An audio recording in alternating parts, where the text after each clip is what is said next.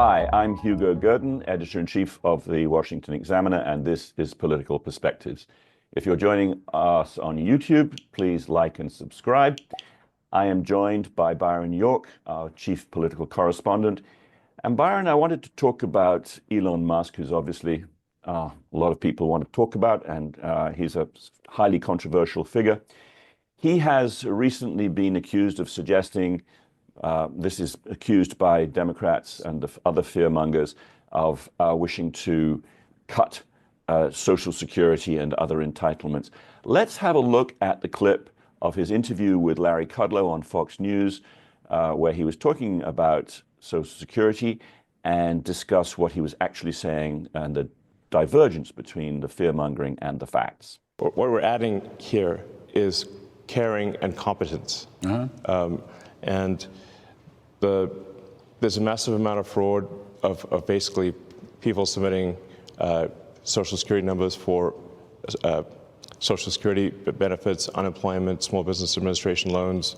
So in that clip, Musk identifies entitlements as being one of the biggest areas that the federal government spends money on. And he pointed up hundreds of millions of dollars of possible savings there. But he was talking about waste, fraud, and abuse. He was not contradicting the president, was he, on actually attacking entitlements? No, he was not attacking entitlements. This kind of set off the knee-jerk, reflective, democratic Republicans are going to roll grandma off the cliff reflex that just seems to come out, anytime a Republican talks about entitlements. But Musk was clearly talking about reforming some of the abuse and waste in entitlements, especially in Medicare. It's a major problem in that particular program. But no, he was not talking about eliminating Social Security or Medicare or any other entitlement program. Right. And I think he kind of clarified that to some extent with Trump later on, but it was having to clear it up. But the fact that they had to clear up this mess is attributable, I think, not simply to the fear-mongering by those who wish to pretend that the administration is doing something which it isn't doing. But you wrote recently, it's also to some extent attributable to Musk having a problem about the way he talks. Tell us your thoughts on that. Well, there's a couple of things. The Kudlow interview, and Musk has not done a lot of sit-down interviews, but the interview with Larry Kudlow on Fox Business was an example of showing that Musk in public forums and in interviews and other communications is not a particularly articulate fellow. Now, people who can build rockets that do miracle things are not always, television quality great communicators. So that's not really an issue in terms of Musk's competence to do the job that he's doing. But it does say that perhaps DOGE could use some people who are good communicators to communicate that. In addition, Musk has a communications problem in the sense that he often really can't seem to stop himself from talking or especially posting on X, which after all he owns.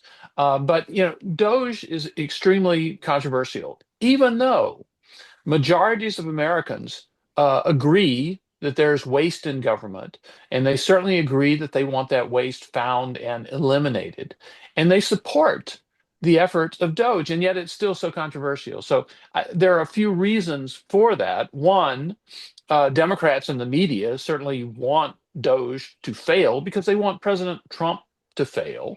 And for a second reason, the entrenched bureaucracy wants DOGE to fail because they want to see an expanding and ever more expensive bureaucracy. But there are a couple of reasons that have to do with DOGE as well. One, the style of the people that DOGE has hired, that is tech types, view their work in a different way than government bureaucrats do. They're, the move fast to break things idea, and they failure is part of what they do. Musk has often said that if you haven't failed, then you're not aiming high enough. Right. But then the final thing, the final issue is that Musk himself really has a difficult time stopping himself from talking. And an example I gave was recently Mark Kelly. He's the senator, Democratic senator, politically ambitious from Arizona, went to Ukraine, comes back, and does a series of tweets saying that Trump is doing it all wrong in Ukraine and we can't abandon Ukraine and we have to give them security guarantees and that's the way to peace and we can't coddle Putin. It was very much Democratic boilerplate. Right. And Musk responded to this, quote, "You are a traitor." Yeah. And you think, wow, where did that come from? And of course, it set off a lot of controversy, not only because Kelly is a retired Navy fighter pilot who flew combat missions in the Gulf War, and then he was a NASA astronaut, flew 4 missions on the space shuttle, and you think he's calling this guy a traitor, really? Right. So Musk just creates problems for himself that he doesn't have to create. Right. So, speaking of creating problems for oneself, which are unnecessary, let's turn our attention to President Trump and tariffs. We are Mm. now looking, particularly in our relations with Canada, to be in a full-blown trade war where there is retaliation and escalation and then suspension and returns. And it's happening so fast that it's actually really rather difficult to keep up. Now, it spooked the markets, which have lost a lot of 10%. People are talking about it being in recession territory and that the tariffs themselves being sufficient to stifle economic activity to the extent of causing some kind of recession. This is the opposite, isn't it, of what President Trump was elected to do. He was elected on the grounds of economic competence after the mismanagement of Biden. It, Yet he seems to want sometimes to engage in this, volatile rhetoric and exchange, lob sort of rhetorical bombs at Canada. Is this really a wise way of proceeding? No, what a question. No, it's not. It's not a great way to do this. First of all, we should point out that during the campaign, President Trump talked about tariffs a lot. It was a big, big theme of his campaign. We knew he was going to do it, and we expected him to do it.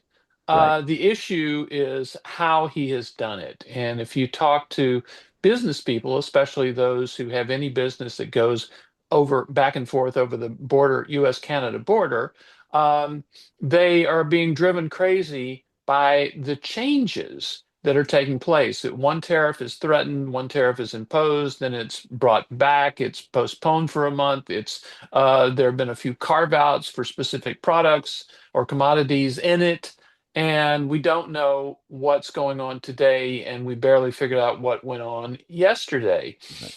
And that does actually create uncertainty. And now, if Trump had imposed the tariffs that he promised to begin with and did not change, those people would be adjusting to the new reality as we speak. Right. They might not like it, but they would be adjusting to the new reality. Now they're kind of pulling their hair out, Right. and you're seeing what's happening in the stock market, which has an enormous emotional component.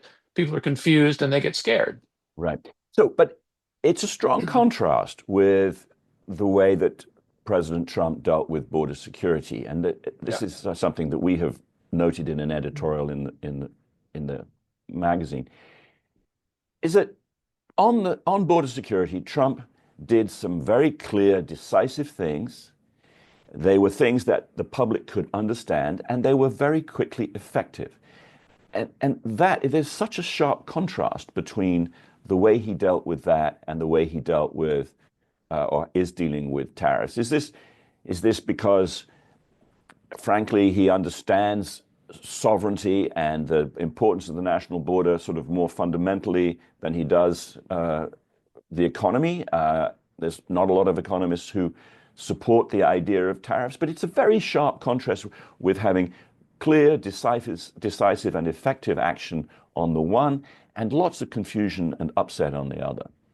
Well, I would say that first of all, you're right in describing the situation. I would say they're different activities, and that it was easier to turn around, or in this case, to stop the flow of illegal border crossers, pretty much on a dime. Easier to do that than it is to change trade policy or fix a trade imbalance or something like that. And Trump's great line at his speech to Congress. The media and our friends in the Democrat Party kept saying we needed new legislation. We must have legislation to secure the border. But it turned out that all we really needed was a new president. Democrats and the media had told you that we had to have legislation to solve the problem at the border. The problem at the border cried out for legislation when all you really needed was a new president. Right. Tariff and trade is just a little more complicated than that. I mean, the astonishing thing about the border when Biden and the Democratic Party let it get so bad was that there really were some very simple solutions, which is to tell people that if they cross into the United States illegally, they will not be allowed to stay. And if they believe it, they'll stop coming. And that's exactly what has happened. Right. It's more difficult to do in the world of international trade. Yeah. I want to turn to briefly as a final question to the issue of Ukraine, and it's connected to that idea of that you were saying that you love the question when I say, is it wise to proceed in the way that Trump has on tariffs? The connection is this. The United States, with Secretary of State Rubio leading the discussions, has emerged with a ceasefire agreement with Ukraine. And this follows a lot of very public beatdowns by the president, by the vice president, of President Zelensky of Ukraine. And there's been a lot that's said in public there, which people think should be said in private. And it, rather as in the question of tariffs, there's been a lot said in public when, in fact, people think there should be sort of much more deliberate and cautious rhetoric in public, with the tough stuff being said in private.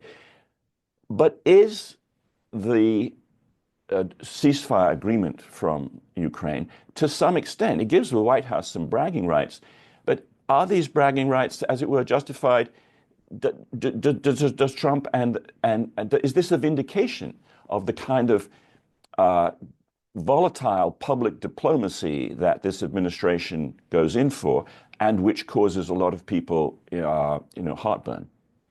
Well, Trump has had a multi-part plan of what to do in Ukraine, and his opposition has basically condemned him from the very beginning that he's just simply pro-Putin and he's just going to turn everything over to Putin. And that's certainly not what his plan is. And now, this one-sided ceasefire agreement at the moment was accompanied by the resumption of intelligence sharing, U.S. intelligence sharing with Ukraine, and arms deliveries to Ukraine, actually putting some pressure now on Russia. And I think we're at a point now that's certainly the most important point that we've been at in this process, and that is, we're going to see what Russia says. Right. Trump is sending an emissary to Russia to talk with Putin himself. And I believe the really huge question is, if you look at a map of Ukraine and you see that Russia controls about 20% of the territory of Ukraine, I think that includes Crimea, which they took more than a decade ago. But the question stopping this war has always been, what territory that Russia has taken will it give back to Ukraine? What territory can Ukraine regain? But also, what territory will Ukraine give up because it was taken by force by Russia after the invasion? I mean, that's going to be the way this whole thing is settled. It's a question of borders and territory. And we haven't heard anything from Russia about this. So this might be the beginning of hearing from Russia, and that's going to be super important. Yeah, super important, Byron. Exactly. I think that what we have to see is the extent to which President Trump is now willing to put pressure on Putin and make him realize that it's in his interests to end the war. That's where we're going to leave it. Thank you very much, Byron, for joining me. Thank you all for joining us, and join us next time on Political Perspectives.